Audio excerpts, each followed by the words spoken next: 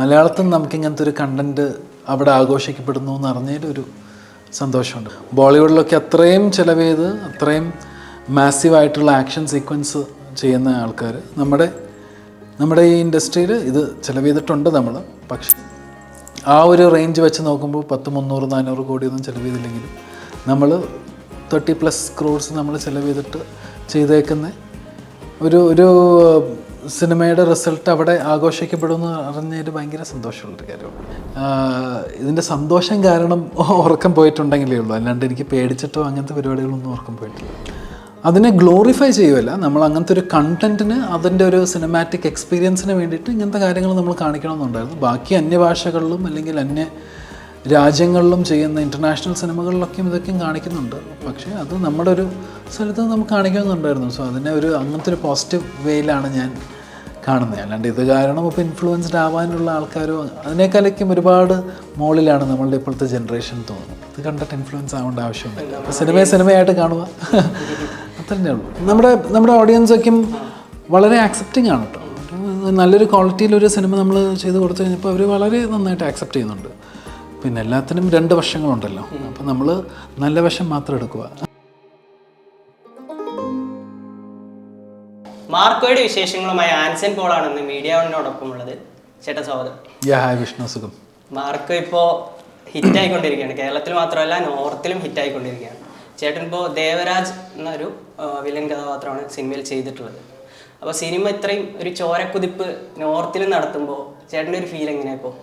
സന്തോഷം, ഭയങ്കര സന്തോഷമല്ലേ. നമ്മുടെ മലയാളം സിനിമയിൽ നിന്ന് മലയാളത്തിൽ നമുക്ക് ഇങ്ങനത്തെ ഒരു കണ്ടൻറ്റ് അവിടെ ആഘോഷിക്കപ്പെടുന്നു എന്ന് അറിഞ്ഞതിലൊരു സന്തോഷമുണ്ട്. ബിക്കോസ് അവിടെ ബോളിവുഡിലൊക്കെ അത്രയും ചിലവ് ചെയ്ത് അത്രയും മാസീവായിട്ടുള്ള ആക്ഷൻ സീക്വൻസ് ചെയ്യുന്ന ആൾക്കാർ നമ്മുടെ ഈ ഇൻഡസ്ട്രിയിൽ ഇത് ചിലവ് ചെയ്തിട്ടുണ്ട് നമ്മൾ.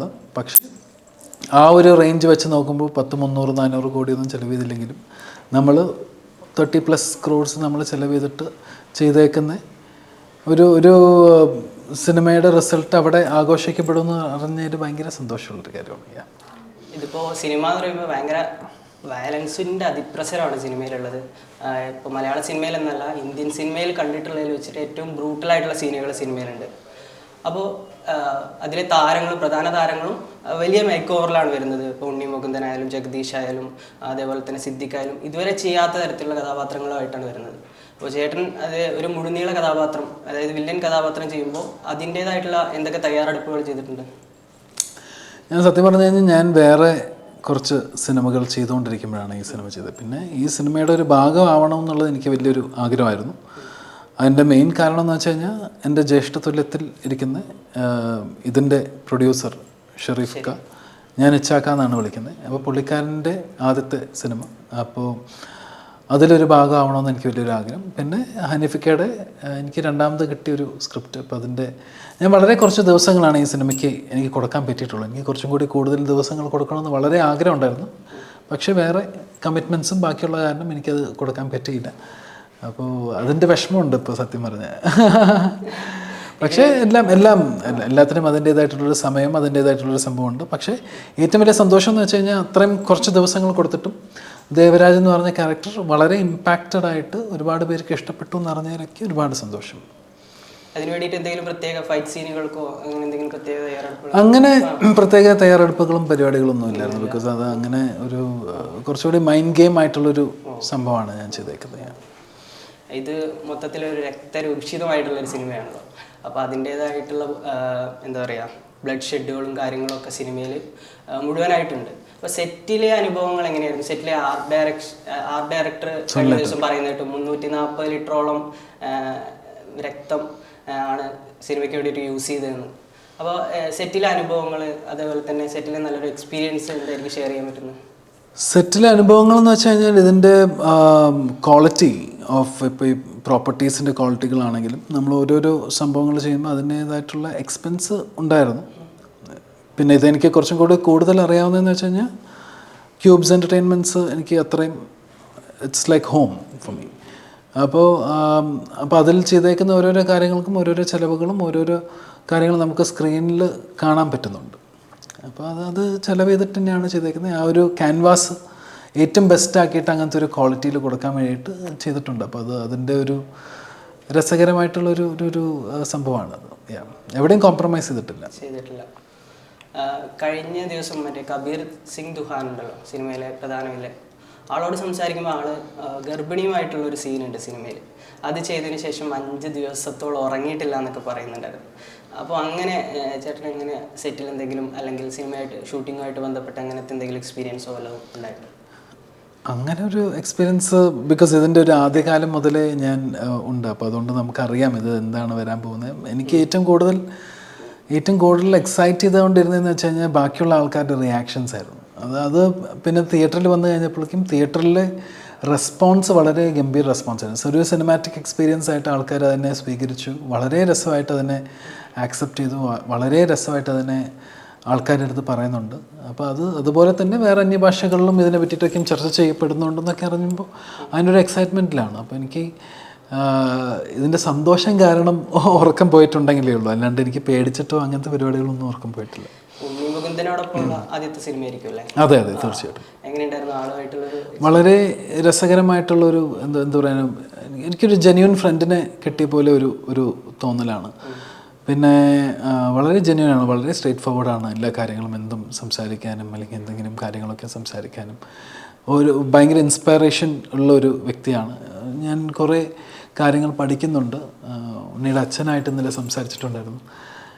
അപ്പോൾ പുള്ളിക്കാരൻ ഇന്നലെ വിളിച്ച് സംസാരിച്ചിട്ടുണ്ടായിരുന്നു. പുള്ളിക്കാരന് ഒരുപാട് സന്തോഷമുണ്ട് നമുക്ക് എങ്ങനെയൊക്കെയും ഈ സിനിമ ഒരു നല്ലൊരു വിജയമായി ആക്കിയതിനൊക്കെയും. അപ്പോൾ എനിക്ക് തോന്നണേ ആ സ്വഭാവം വരുന്നത് അച്ഛനമ്മമാരുടെ ആ ഒരു ബ്രോട്ടപ്പിൽ തന്നെയാണ്. അപ്പോൾ വളരെ വളരെ രസമായിട്ട് പുള്ളിയുടെ അച്ഛൻ ഇന്നലെ സംസാരിച്ചു. അപ്പോൾ അതെനിക്ക് ഭയങ്കരമായിട്ട് ഫീൽ ചെയ്തു, യുനോ. അപ്പോൾ അങ്ങനത്തെ വളരെ സ്ട്രെയിറ്റ് ഫോർവേഡ് ആയിട്ടുള്ളൊരു വ്യക്തിയാണ് ഉണ്ണി മുകുന്ദൻ. ഇപ്പോൾ സിനിമയുടെ ഒരുപാട് പോസിറ്റീവ് വശങ്ങൾ കണ്ട പ്രേക്ഷകരൊക്കെ പറഞ്ഞിട്ടുണ്ടാവും. അതിനോടൊപ്പം തന്നെ സിനിമയ്ക്കെതിരെ ചില വിമർശനങ്ങളും വരുന്നുണ്ട്. ഇപ്പോൾ വയലൻസ് ഗ്ലോറിഫൈ ചെയ്യുന്നു, അതേപോലെ തന്നെ കുട്ടികൾക്കെതിരെയുള്ള വയലൻസ് ഗ്ലോറിഫൈ ചെയ്യുന്നുണ്ട് സിനിമയിൽ. അത്തരം ഒരു വിമർശനങ്ങളോടുള്ള ഒരു ടേക്ക് എന്താണ്? ഇപ്പോൾ എല്ലാം നമുക്ക് മൊബൈലിലൊക്കെ എല്ലാവർക്കും എല്ലാ ആൾക്കാർക്കും കാണാൻ പറ്റാവുന്ന ഒരു ജനറേഷനിലാണ് നമ്മളെല്ലാവരും ഇരിക്കുന്നത്. ഈ 2024 ആണെങ്കിലും 2025 ആണെങ്കിലും ഇപ്പോഴത്തെ പിള്ളേർക്ക് എല്ലാവർക്കും വളരെ ഈസി ടു ആക്സസ് ആണ് ഒരു ഫോൺ. അവരുടെ അച്ഛനമ്മമാരുടെ ഫോൺ എടുത്ത് ഏജ് റെസ്ട്രിക്ഷൻ ഇല്ലാതെ കാണാൻ പറ്റാവുന്ന കുറേ കാര്യങ്ങളുണ്ട് പല പ്രായത്തിലും. പിന്നെ അതൊക്കെയും കൺട്രോൾ ചെയ്യുന്ന കുറേ പാരൻ്റൽ കൺട്രോൾസൊക്കെ ഉണ്ട്, വിച്ച് ഇസ് റിയലി ഗുഡ്. പക്ഷേ എല്ലാവർക്കും അത് അറിയണമെന്നില്ല. അപ്പോൾ അതിനെ ഗ്ലോറിഫൈ ചെയ്യുമല്ല, നമ്മൾ അങ്ങനത്തെ ഒരു കണ്ടൻറ്റിന് അതിൻ്റെ ഒരു സിനിമാറ്റിക് എക്സ്പീരിയൻസിന് വേണ്ടിയിട്ട് ഇങ്ങനത്തെ കാര്യങ്ങൾ നമ്മൾ കാണിക്കണമെന്നുണ്ടായിരുന്നു. ബാക്കി അന്യഭാഷകളിലും അല്ലെങ്കിൽ അന്യ രാജ്യങ്ങളിലും ചെയ്യുന്ന ഇൻ്റർനാഷണൽ സിനിമകളിലൊക്കെയും ഇതൊക്കെയും കാണിക്കുന്നുണ്ട്. പക്ഷേ അത് നമ്മുടെ ഒരു സ്ഥലത്ത് നമുക്ക് കാണിക്കണമെന്നുണ്ടായിരുന്നു. സോ അതിനെ അങ്ങനത്തെ ഒരു പോസിറ്റീവ് വേയിലാണ് ഞാൻ കാണുന്നത്. അല്ലാണ്ട് ഇത് കാരണം ഇപ്പോൾ ഇൻഫ്ലുവൻസ്ഡ് ആവാനുള്ള ആൾക്കാരും അതിനേക്കാളേക്കും ഒരുപാട് മുകളിലാണ് നമ്മളുടെ ഇപ്പോഴത്തെ ജനറേഷൻ തോന്നുന്നു. ഇത് കണ്ടിട്ട് ഇൻഫ്ലുവൻസ് ആവേണ്ട ആവശ്യമൊന്നുമില്ല. അപ്പോൾ സിനിമയായിട്ട് കാണുക, അത്രേ ഉള്ളൂ. നമ്മുടെ ഓഡിയൻസ് ഇത്തരം ഒരു ലെവലിലേക്ക് എത്തുമായിരിക്കും. പിന്നെ നമ്മുടെ ഓഡിയൻസൊക്കെയും വളരെ ആക്സെപ്റ്റിംഗ് ആണ് കേട്ടോ. നല്ലൊരു ക്വാളിറ്റിയിലൊരു സിനിമ നമ്മൾ ചെയ്ത് കൊടുത്തു കഴിഞ്ഞപ്പോൾ അവർ വളരെ നന്നായിട്ട് ആക്സെപ്റ്റ് ചെയ്യുന്നുണ്ട്. പിന്നെ എല്ലാത്തിനും 2 വശങ്ങളുണ്ടല്ലോ. അപ്പോൾ നമ്മൾ നല്ല വശം മാത്രം എടുക്കുക, നല്ല വശം എടുത്തിട്ട് നല്ല രീതിയിൽ നമ്മൾ പോകുക. നമ്മൾ ഉദ്ദേശിച്ച കാര്യം പോസിറ്റീവായിട്ടുള്ളൊരു കാര്യമായിരുന്നു. അപ്പോൾ പോസിറ്റീവായിട്ടുള്ള കാര്യങ്ങളിലോട്ട് മാത്രം നമ്മൾ ചിന്തിക്കുക എന്നുള്ള രീതിയാണ്. അതിനോടൊപ്പം തന്നെ കൂട്ടിച്ചേർക്കാനുള്ളത് 2024 മലയാള സിനിമയ്ക്ക് ഒരു നല്ലൊരു വർഷമാണ്. ഒരുപാട് സിനിമകൾ ഹിറ്റായി, ഒരുപാട് 100 കോടി സിനിമകൾ, ബോക്സ് ഓഫീസ് ഹിറ്റുകൾ. പണ്ടൊക്കെ മലയാള സിനിമ കണ്ടന്റ് ഓറിയൻറ്റഡ് ഇൻഡസ്ട്രി എന്നുള്ള രീതിയിലായിരുന്നു അറിയപ്പെട്ടിരുന്നത്. ഇപ്പോൾ കുറച്ചുകൂടി ബോക്സ് ഓഫീസ് വിജയങ്ങളുടെ പേരിൽ മലയാള സിനിമ ഇൻഡസ്ട്രി അറിയപ്പെടാൻ തുടങ്ങി. അപ്പോൾ അത്തരം ഒരു മാറ്റത്തെ എങ്ങനെയാണ് ആസ് ആൻ ആക്ടർ കാണുന്നത്? തീർച്ചയായിട്ടും അത് OTT ഒരു വലിയൊരു കാരണമാണ്. ബിക്കോസ് നമ്മുടെ മലയാളം സിനിമകൾ അന്യഭാഷകളിൽ ഒരുപാട് പേര് കാണാൻ സ്റ്റാർട്ട് ചെയ്തത് ബിക്കോസ് ഓഫ് OTT ആണ്. അതിപ്പോൾ ടേണിങ് ഇൻ ടു കമേഴ്ഷ്യലൈസ്ഡ് എന്ന് പറയുമ്പോൾ നമുക്ക് ഒരുപാട് സന്തോഷമുള്ള കാര്യമാണ്. അങ്ങനെ OTTയിൽ മാത്രം കണ്ട് എല്ലാവരും ഗ്ലോറിഫൈ ചെയ്യാതെ ആ സിനിമകളെ അവരുടെ സ്റ്റേറ്റുകളിലും ഓപ്പൺ അപ്പ് ചെയ്ത് അവർക്ക് സ്ക്രീനുകൾ, ഇപ്പോൾ ഹിന്ദിയിൽ നമുക്ക് ഇന്ന് 500+ സ്ക്രീൻസ് കിട്ടിയിട്ടുണ്ട് മാർക്കോന്. സോ അതൊക്കെയും വലിയൊരു ആക്സെപ്റ്റൻസ് ആണ്, യുനോ. സോ സന്തോഷമേ ഉള്ളൂ. അപ്പോൾ അത് ആ മലയാളം ഇൻഡസ്ട്രിയുടെ ഒരു ഭാഗമായതും എനിക്ക് വലിയൊരു സന്തോഷമായിട്ടുള്ളൊരു കാര്യമാണ്. ഇനി വരാനിരിക്കുന്ന പ്രൊജക്റ്റുകൾ എന്തൊക്കെയാണ്, എങ്ങനെയൊക്കെയാണ്? ഇപ്പം ഞാൻ ചെയ്തുകൊണ്ടിരിക്കുന്നത് ഒരു തമിഴ് തെലുങ്ക് പടം, bilingual cinema. Rajesh M Selva എന്ന് പറഞ്ഞിട്ടുള്ള ഡയറക്ടർ, കടാരം കൊണ്ടാൻ തൂങ്കാവനം എന്ന് പറഞ്ഞിട്ടുള്ള സിനിമകളുടെ ഡയറക്ടറാണ്. പുള്ളിക്കാരൻ്റെ 3ാമത്തെ ചിത്രം. അല്ലു അർജുൻ പ്രൊഡ്യൂസ് ചെയ്യുന്നു അർഹ പ്രൊഡക്ഷൻസിൽ. അതിനകത്ത് ഞാൻ ഹീറോ ആയിട്ട് ചെയ്തുകൊണ്ടിരിക്കുന്നു. അതിഥി ഹൈദർ റാവ് ഹീറോയിനായിട്ട് ചെയ്യുന്നു. അപ്പോൾ ആ സിനിമ ചെയ്തുകൊണ്ടിരിക്കുന്നു. ഇനി വേറെ മലയാളം സിനിമകൾ പൈപ്പ് ലൈനിലുണ്ട്.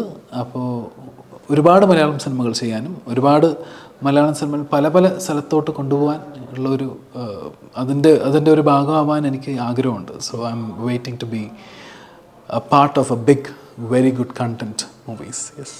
അപ്പോൾ വരാനിരിക്കുന്ന സിനിമകളും വലിയ വിജയമാവട്ടെ. മാർക്കോ പോലെ തന്നെ ഇത്ര നേരം നമ്മളോട് സഹകരിച്ചതിന് താങ്ക് യു വെരി മച്ച്.